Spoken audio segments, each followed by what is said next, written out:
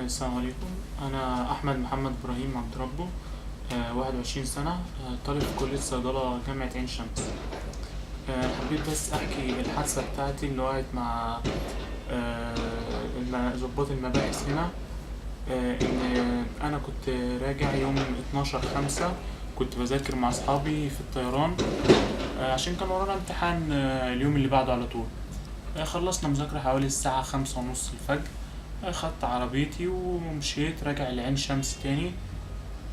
عديت ميدان الحجاز عند مطعم الخيرات كده.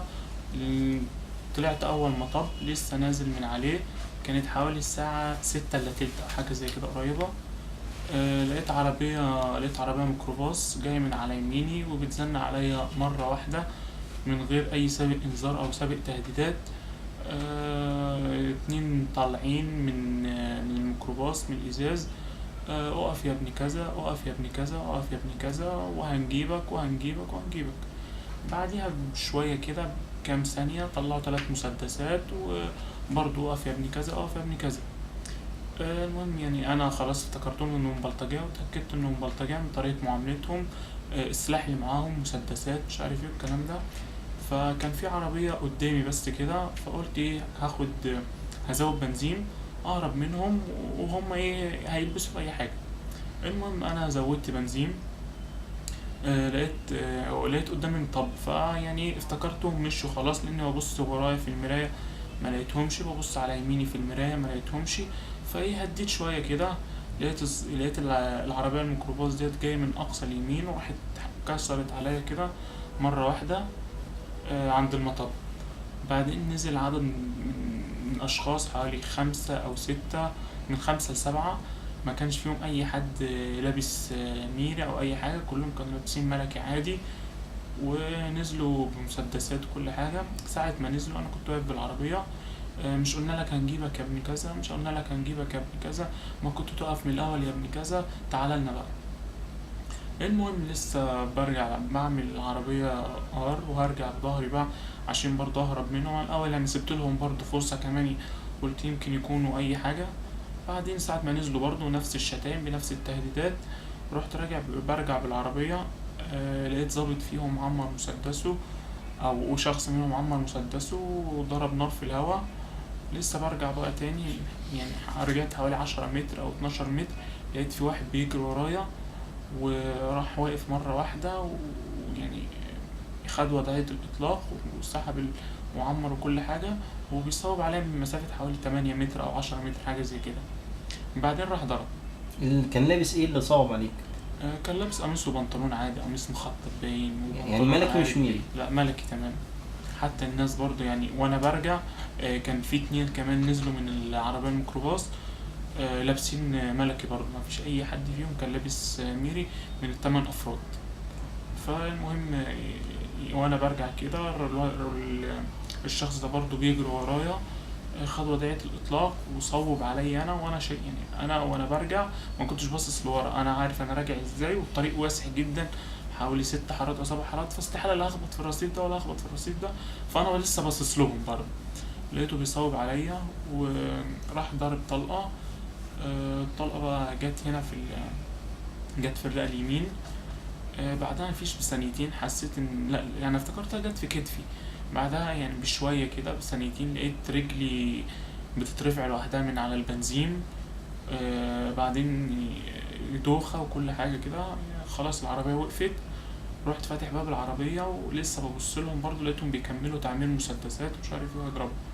رحت مرمي على الأرض على وشي، وخلاص يعني رافع يعني حاطط ايدي كده اللي هو عشان ايه ما يفتكروش مثلا ان ايدي في جيبي هطلع حاجه اضربهم بيها، او ان انا هعمل اي عمل عدائي معاهم. فاللي هو خلاص جت كده بخلص.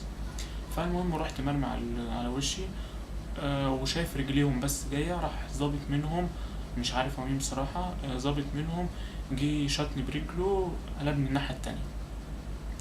فانا بقول لهم برضو يا جماعه خلاص خدوا العربيه اهوت، وفي موبايل غالي في العربية، وفي فلوس في المحفظة، وفي فلوس في الطابلو بتاع العربية، خدوا العربية وكل حاجة بس ارموني على أقرب مستشفى يعني. قالوا لي يا حبيبي احنا ظباط، ظباط مباحث. قلت لهم طب انتوا ما قلتوش ليه انكم ظباط مباحث والعربيه دي ليه ما فيهاش سرين او قال لي خلاص خلاص ما تتكلمش. وراح خدني معاه، خدني ورا في عربيتي، وظابط تاني طب في العربيه قدام ساق هو بقى. فتنهم ماشيين طوالي كده على طول لحد شارع يعني لحد ألف مسكن. عمل يوتيرن بعد كده وبعدين تناش على طول. انا يعني فضلت مركز بعدها حوالي دقيقتين تلاتة وبعدين اغمى عليا على طول.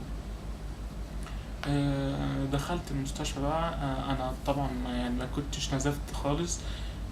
كان حاجات بسيطة كده.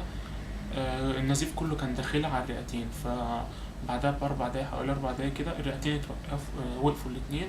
ما عادش فيه لا نفس ولا نبض ولا ضغط ولا أي حاجة. أنا داخل المستشفى حتى يعني لما بعد كده لما فقت قلت لهم أنا حالتي كانت ازاي. قالوا لي انت كانوا جايبينك شايلينك كده ومغطين وشك لأن ما كانش ليك نبض ولا الرئة شغالة ولا أي حاجة. بعدين دخلت العمليات. الدكتور فرج هو اللي عمل لي العملية. الدكتور فرج إبراهيم عمل لي العملية، كانت في مستشفى هليوبلس. أول حاجة عمل لي عمليتين هنا في الرئة اليمين. الرئة اليمين، وبعديها بكام ساعة أعتقد عمل لي عملية تانية في الرئة الشمال، لأن النزيف كان برضه وصل على الرئة الشمال وكان في دم هناك كتير على الرئة الشمال منع التنفس. بعدها قعدت حوالي 48 ساعة في العناية المركزة. بعد كده 48 ساعة في العناية المركزة. بعدين طلعت قعدت حوالي 25 يوم في المستشفى أو 26 يوم حاجة زي كده. أول 15 يوم ما كنتش بعرف لا أقوم ولا أتحرك ولا أكل ولا أحرك كتفي اليمين، لأنه فتح من أول هنا لحد ظهري ورا. فتح حوالي 55 أو 50 غرزة، وفتح برضه هنا برضه شوية غرز برضه من 3-4 غرز، حاجات بسيطة هنا. وكان برضه في مكان الإصابة هنا.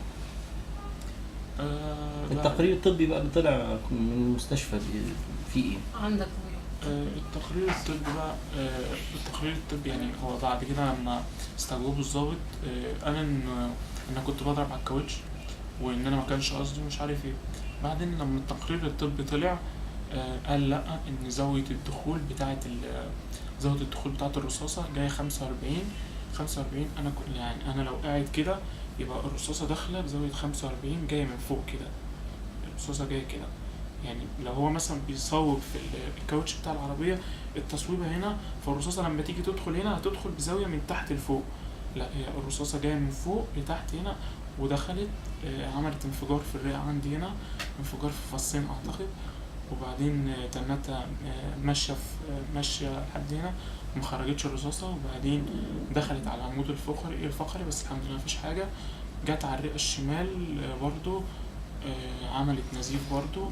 ودلوقتي الرصاصة مستقرة ورا الرئة الشمال ولسه ما طلعش. يعني الاستجواب الضابط في النيابة أثبت إن هي تعمد إصابة مباشر ليك. والتقرير بتاع المستشفى أثبت إن في فعلا إصابة وفي رصاصة موجودة في جسمك لحد دلوقتي وداخلة في الجسم بزاوية 45. بزاوية 45 جاية من فوق. وتقرير الأدلة الجنائية لما جه برضو قال إن الإصابة يعني الضابط وهو بيضرب كان من يمين مقدمة السيارة، يعني كانت المسافة حوالي 3 متر أو 4 متر. ده اللي جه في تقرير الأدلة الجنائية. ما كانش يعني جاية برضو إنها زاوية جاية من فوق لتحت. ما كانش مثلا إنه بيضرب تحت في الكاوتش أو يعني واحد بيضرب في الكاوتش. ده ضابط مباحث برضو عمره ما مش بيضرب في الكاوتش هتيجي في الرئة فوق.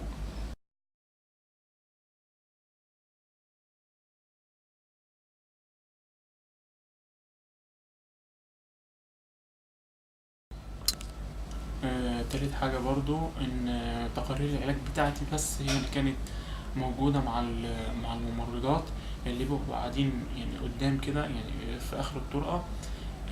جه واحد لابس بالطو من مستشفى الشرطة، اكتشفنا بعد كده انه من مستشفى الشرطة، وجه معاه ضابط مباحث. في الاول خلوا حد يتصل برقم الأوضة. سألوا عليا وقالوا انهم صحابي وعايزين يجوا يشوفوني عادي. بعدين وقفوا الأول مع الممرضات مش عارف ايه وكده. وكانوا عايزين في الآخر ياخدوا الملف بتاعي. وقالوا ان الممرضة منعتهم وخلت واحدة أو 2 من الممرضات يقفوا لحد ما تنادي حد من أهلي وبعد ما نادوا حد من اهلي فوجئوا انهم بيهربوا وبيمشوا، مش عايزين حد يتكلم معاهم. وبعد كده برضو لما وقفناهم عرفنا ان كان فيهم واحد اعتقد دكتور من مستشفى الشرطة، والتاني ضابط مباحث. يعني تحب تضيف حاجة في نهاية الشهادة بتاعتك للأحداث أو للي حصل في الحادثة دي؟ والله لسه انا عايز تقول إيه اللي مثلا وزير الداخلية أو للشرطة بشكل عام؟ اول حاجه يعني ايه ميكروباص في افراد مباحث؟